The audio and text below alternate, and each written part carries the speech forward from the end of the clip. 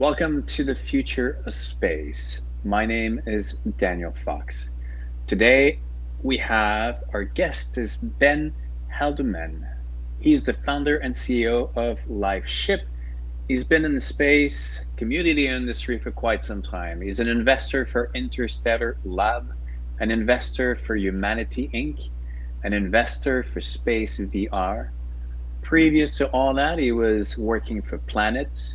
And if I look down into his profile on LinkedIn, I think it started way into his graduate student researcher at University of Berkeley, where he was designing instruments to look for life on Mars. Ben, welcome to the future of space. Glad to be here, Daniel. Thanks for having me. Excited for our talk. Where, excellent. Where are you these days? I'm in San Diego, California. So you're back on the US soil. Last time we I, spoke, you were in Tulum. I am. I do spend some times down in Mexico and Costa Rica have been favorite places, and yeah, I get a lot of inspiration by being in the jungle. Now, before we move on to Lifeship, I always ask two questions to my guests. The first one is, even though you and I, we've never been to space, we've been looking up to space. Give me three words that describe space for you. Yeah. Say dreams, inspiration, maybe destiny. Destiny. I love destiny. Yeah. It's actually part of a lot of the opinions of some of the people who, I mean, I was Steve Wolf, and yesterday I was talking to Frank White, and that it is the part of our destiny to be taking life out and into outer space, pursuing this mission that is bigger than us, that it's at the purpose for the purpose of the Earth.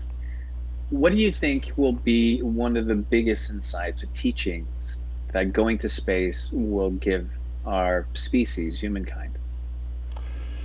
Yeah, I think just how precious Earth is, how how magically incredible this planet is that we're on, and how okay we'll search a long ways and we'll not find anything like Earth, um, but yes, there's probably other planets out there, but this one's pretty magical and incredible. It is. I do. I mean, I wrote about how going to space will be, I mean, the best thing for planet Earth. Yeah. Not only it's going to make us realize the preciousness of the resources that we have on Earth, the scarcity of it, but also the capacity to get resources from outer space, instead of harvesting them in on Earth, will alleviate a lot of the pressure that we have on the planet. Now, you worked at Planet for it used to be called Planet Labs, if I'm correct, and now it's called Planet. What were you doing during your time at Planet? Yeah. I was at Planet for 5 years, and so I started. So at Planet, we built hundreds of small satellites to image the whole world every day, and created a data platform to make change visible, actionable, um, for the planet. So recording the whole planet every day. I built the camera system on these hundreds of satellites. So I designed and built the camera system, and initially manufactured those and created those, and then build up an engineering team to do to take the pictures, essentially build everything that takes the pictures for these satellites. And then I worked on uh, strategy and rocket teams, coordinating getting satellites to space, and procuring rockets, and doing all the logistics to work with different rocket companies. I believe we were on over 20 rockets while I was there. So I got to travel to a lot of these locations. And then I also worked on new missions and had new mission concepts and building new teams around new missions we were working on. You started with an interest to space a really long time ago. I mean, you were at Berkeley, and you were designing for instruments from Mars. So space has always been there for you. Do you want to tell us a little bit about your journey of your interest in space? Yeah, it had always been an interest. I played with space Legos, and I liked space from being a kid. And then I went to Berkeley for grad school. I was interested in other projects that were more earthbound as well, but then ended up finding myself working on instruments to look for life on Mars. And I did that for several years. Did part of my PhD and finished my master's, and then left after a few years of my PhD for a job in Santa Barbara, and we built big telescopes around the world. And so I spent 8 years building a big network of telescopes um, to find new planets around other star systems. And so I designed a big part of these and traveled to mountaintops around the world to set them up and build the instruments for them, and did that for 8 years, and then found out about Planet in San Francisco and joined early on there. Have you been following the deployment of James Webb? I mean, I assume you have. Yes, yes, yes. It's exciting. I've followed James Webb for, geez, like 10, 15 years. I've been excited about the mission. So I'm excited to see images for sure.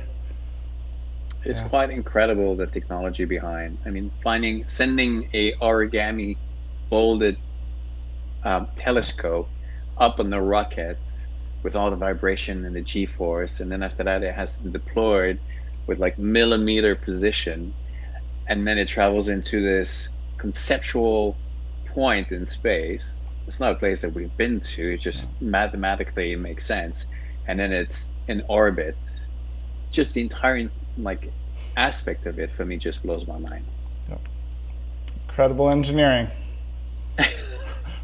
Now, you left Planet and you got involved in a bunch of projects, and one of them is Lifeship, which you sent me the little box, Lifeship, and inside the box there is a boarding pass for lunar mission. I have all these little nice goodies of, first of all, who did the graphic design of those nice patches? Yeah, I have a teammate, Andrew, who did a lot of the graphics for us. So tell us about what is LifeShip. I know that you posted recently that LifeShip is officially on board the ISS. But beyond that, what is the concept? What led you to create Yeah. this company, first of all, and what is the ultimate goal Yeah. with LifeShip?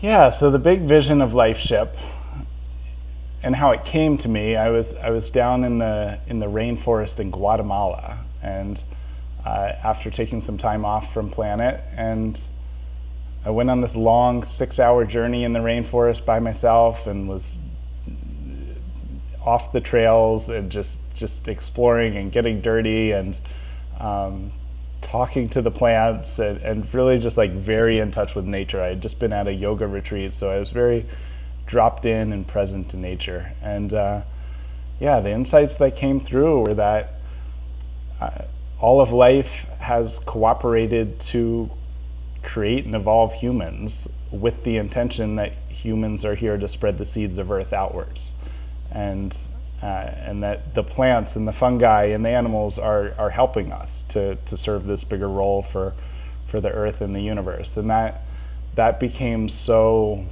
viscerally real for me, like that life has filled every niche it can on this planet, and now it wants to move outwards.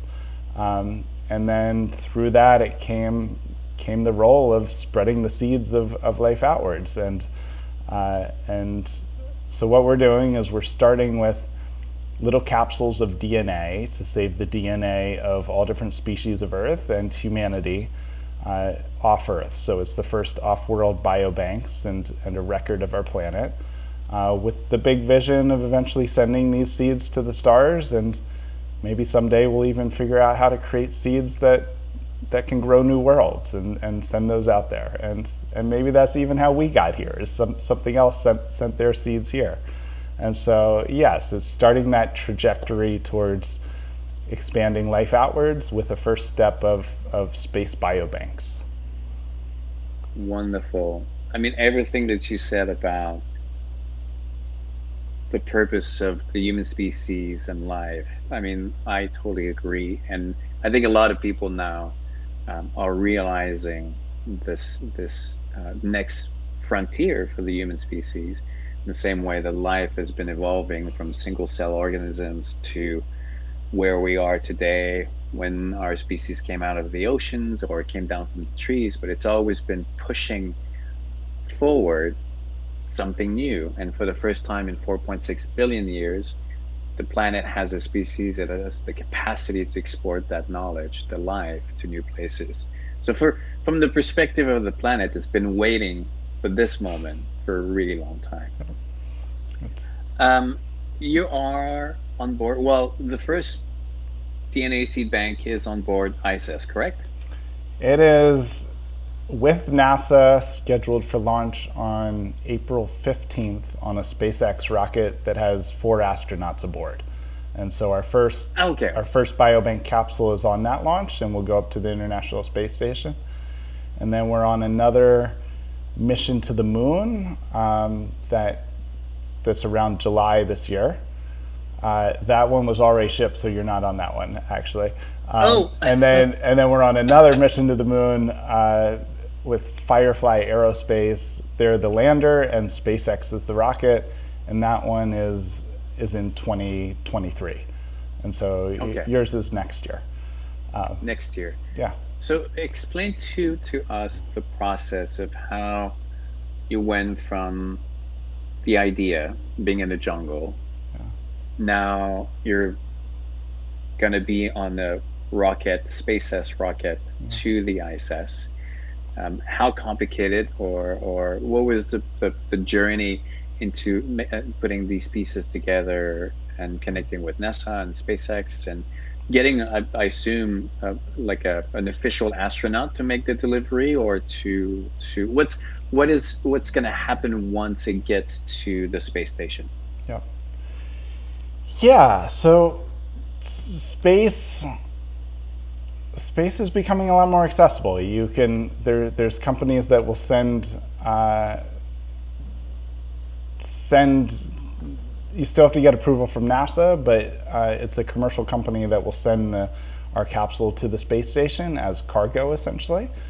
And so we worked with them and worked with NASA to get approval to send it there. And then there's other missions to the moon that I had connections with from my many years working in space that I was able to get on with our capsules. And then we're close to signing a couple more missions as well. And so we're working on lining up a whole series of missions so that people can go on this journey with us and have their DNA and their story of who they are as a human added to the capsule. And then with the initial product, you go to the space station and the moon, and then we're looking to add on a whole series of other missions. And once we can go to Mars, we'll go to Mars, and the big vision is to send it to the stars. And that's a little ways out, but we'll go to all sorts of other interesting places and be on other interesting space missions on the way.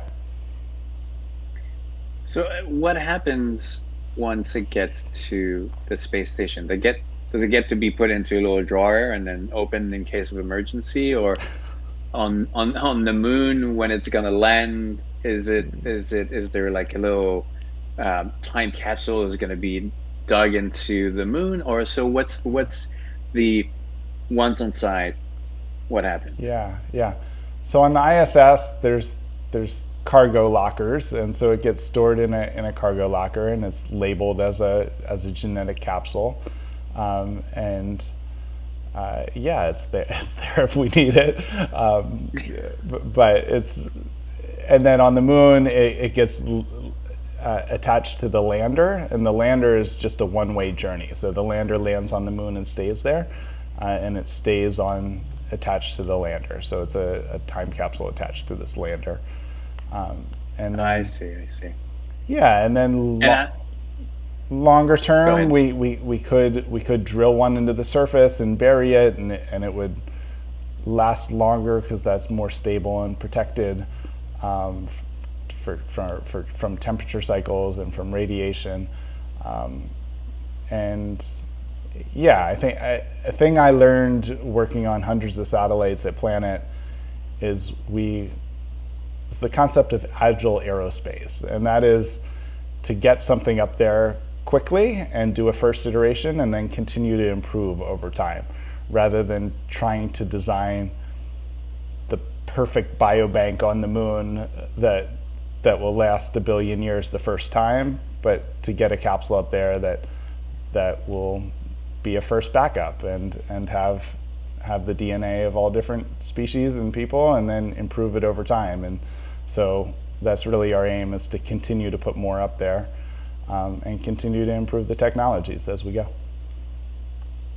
Now the so what people do is that they get the kits, they swab their DNA, and then they send it to your company, and then your company process the swab, extract the DNA, and they put the DNA. If I'm correct, they put the DNA on a little disk, and that becomes the bank. So explain to me a little bit of the process, and also how many DNA samples can you put on on that disk, and exactly how big it is. Yeah, yeah. So we're working with a lab in UC Berkeley, and they process the DNA. We don't actually digitize and sequence or read your DNA, so that helps with privacy concerns, and so we don't actually know your code. And we extract your DNA out of your saliva. We condense that down into essentially like a powder film, and we add that into this capsule. The capsule, it's tiny. It's about the size of a quarter, so like literally a coin, and we can fit tens of thousands of samples in that, possibly more as we improve the technology, because DNA is tiny, and there already is the technology out there to extract DNA from ancient samples and reconstruct DNA from woolly mammoths and other extinct species. So the technology exists to yeah to recover DNA. So it all goes in that small coin, and we embed the DNA in what we call synthetic amber polymer, which is it's a polymer similar, inspired by, so synthetic amber polymer is sap, it's inspired by amber tree sap, which is like in the movie Jurassic Park. Jurassic Park. They recover the dinosaur DNA from mosquitoes and bugs that had stung a dinosaur and then had the blood of the dinosaur, and then fell into tree sap and got preserved in there. So amber is DNA can last hundreds of thousands of years in tree amber, and DNA has been recovered over 1 million years old here on Earth. So we think it'll last a while, and preserving it that way, and then it goes in a metal cylinder. And they're all those DNA samples embedded into that amber, synthetic amber. They're all, I assume, all kind of individual little samples. They're not all combined together into one big DNA collection. We do actually combine it together into a Okay, collection, but the technology already exists to pull individual samples out of a combined sample. That's I see, very I see. very well understood. There's even DNA computing, where they've actually printed all of Wikipedia into DNA, and you can search it for an image. So the technology is very well understood on how to take multiple samples and individuate them and pull out the individual code. you and I, we talked earlier, and I mentioned to you how I was excited about the our relationship with the DNA, how it evolved over the years. We decoded the genome, and we're figuring out more and more the complexity. I mean, what we thought before was junk DNA. There's nothing such as junk DNA, just something that we didn't understand. But we're learning more, and now we there are some companies that you can send your DNA, and then they'll give you an approximate idea of where you came from. And now your company is sending the DNA to space. Is there a place where you're you're hoping that your company can actually bridge that gap, like not only sending to the moons and to the stars, but along with it, the history of those DNAs that are in those capsules? So there's so much in our DNA, as you say, like it connects us all back to a single origin of life. I'm I'm excited about what we can learn about ourselves from our DNA that helps us grow and better understand our unique purpose as part of humanity and the future of our species. So yeah, I feel there's an opportunity there in the longer run to help people learn about themselves from their DNA in a way that hasn't been done before. But we're starting by just preserving DNA and sending it out there, and then there's potential for us to do more from it later. Well, I'm looking forward to be on that 2023 moon expedition. Yeah. How long does it take for the once it ships on the space? How long does it take to get to the moon? So when you join, you'll also be part of the rocket launch live party, and we have a community that Hmm. watches that. And so you'll watch the launch, and then depending on when it exactly launches, it can take anywhere from, I believe, like 10 days to 30 days to get to the moon. Okay. Yeah, yeah, and then when it lands on the moon, there's also live video of it landing on the moon as well, and so we'll have another live stream of that as well. Exciting. Um, Ben, do you want to mention a couple of things of the other projects that you're involved with? And that they're extremely interesting. I mean, I know Space VR. VR is an interesting tool for people to experience the overview effect. And then you have Humanity Inc., which is the mission is to extend the health span of people on Earth, and then Interstellar Lab.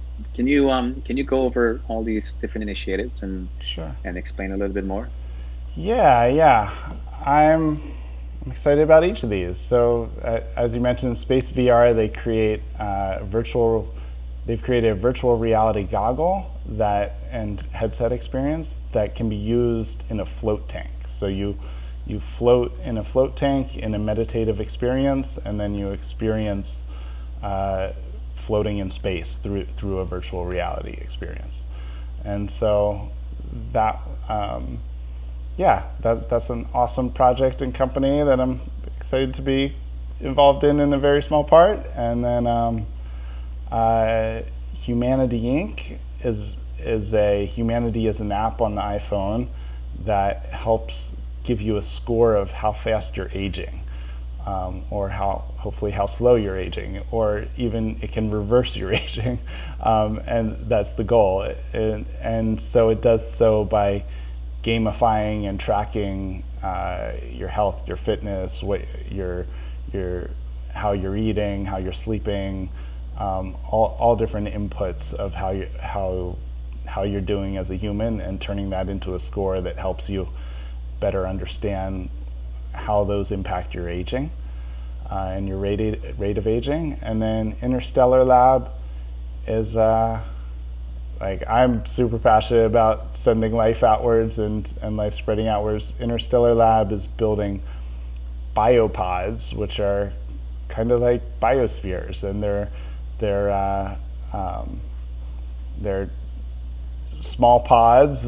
I guess not small. They're the size of like 3 parking spaces, so they're the size Okay. of a few cars, and they're made to grow food here on Earth and create. They're a closed system to grow food inside, and then they're also working towards having plants and growing food in space and on the moon and beyond.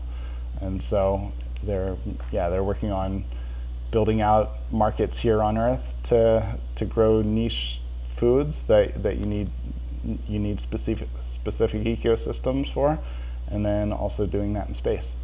And so I'm super inspired about biospheres. I feel they're like the pinnacle of humanity moving outwards, because yes, we can move out there and be in a capsule, but when we really have plants surrounding us and animals, then we're thriving in space, and then we're bringing nature with us.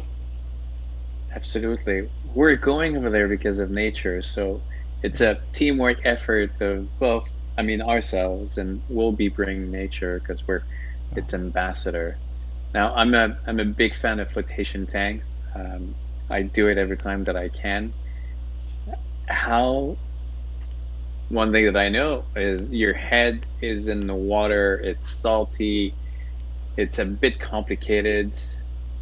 How is it that they were able to create a VR headset and that can go into that kind of environment? Yeah, so they designed the first waterproof headset that can withstand the salt, which is a hard environment for any sort of product is salt water. And yeah, they had to rethink and redesign the VR headset from scratch, essentially, to get it to work in that environment, and to get it so it, yeah, the whole process of how they clean it and how they do it in between sessions. It's Well, I'll designed. make sure to go and check out the website Yeah. and see where I can experience the space VR. I wrote, you were talking a little bit earlier about the health in space. I wrote some time ago how I do believe that humans will live longer, simply because the scale of the universe demands it. Living 100 years when it takes years to get to other destinations doesn't make sense. Um, so we will evolve, and the evolution will be both a biological evolution, but also a technological evolution. I think we'll have these technology that allow us, but also believe that we will not experience time in the longer, like our lives will not be in slow motion. We will just experience time on a different scale, just like for the same reason that I don't think that an ant is experiencing time on fast forward because it lives on a Mhm. shorter time. Its perception of time is according to its currently, or a perception of time is 100 years, or in such fashion. But if we live 500 years, time will just be of a different scale, but a perception of it will still kind of stay the same. Do you agree on that? Yes, yes. I feel like there's some natural experience of time as it unfolds in the present moment that would be similar in some way, but then we would have some greater perception over, um, yeah. For example, if we hibernated for a certain amount of time, or like, yeah, or lived for hundreds of years, or then yes, there would be a different overall perception as well. Is one of your favorite movies Wall-E, Disney? I assume it's high up in your I watched it with my daughter Luna, and so my daughter Luna is 7 years old, and yeah, I liked Wally. I'm a So in the movie, Wally comes back to Earth and finds a single plant on Earth, and I'm actually, like, what we're doing with Lifeship. We're sending these seeds of Earth outwards, and we're sending biobanks outwards. But I really, yeah, I'm dreaming up and believe in an inspirational, positive future for Earth, and that's part of what we're creating with LifeShip is the story that humanity is coming into remembering our connection to Earth and nature, and we're learning how to care for Earth, and we're learning to use technology to care for Earth and our home planet, and we're coming into relationship with our role in helping the Earth reproduce and send life outwards. And so, yes, I like the positive story of that, of humanity working with nature. Nice. How old is Luna? Luna's 7. 7. Is she's not around? She's in school? She's at school right now. Yeah. Nice. Ben, the website for LifeShip is lifeship.com or .org. I can't remember. Both, lifeship.com. So people can go on the website and they can purchase a kit that will be sent to them. I know that for this interview and for some time coming, we do have a promotion. We're gonna have a code, a future space, where people can get a 10% discount on the kit. Other than the website, where else can people learn or find more about the company? Yeah, we're on Instagram, we're on LinkedIn, both under LifeShip. You can find us, and as well as Facebook, and yeah. And then on our site, we also have you can sign up and add your name, and then we actually send your name to the moon as part of that. And then we have a newsletter that comes out about once a month as well with that.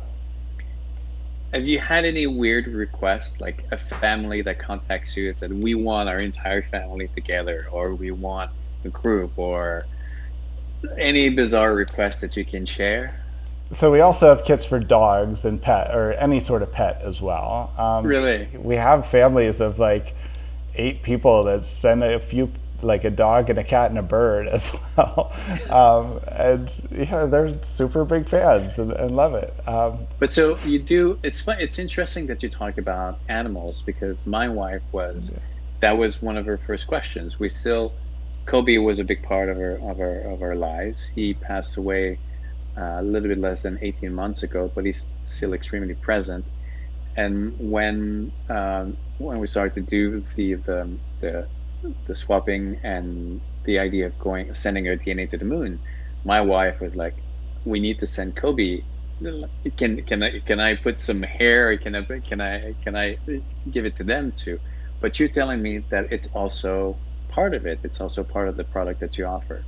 So we are sending animals. We can do hair on a specific request, and then we have specific kits for ashes as well.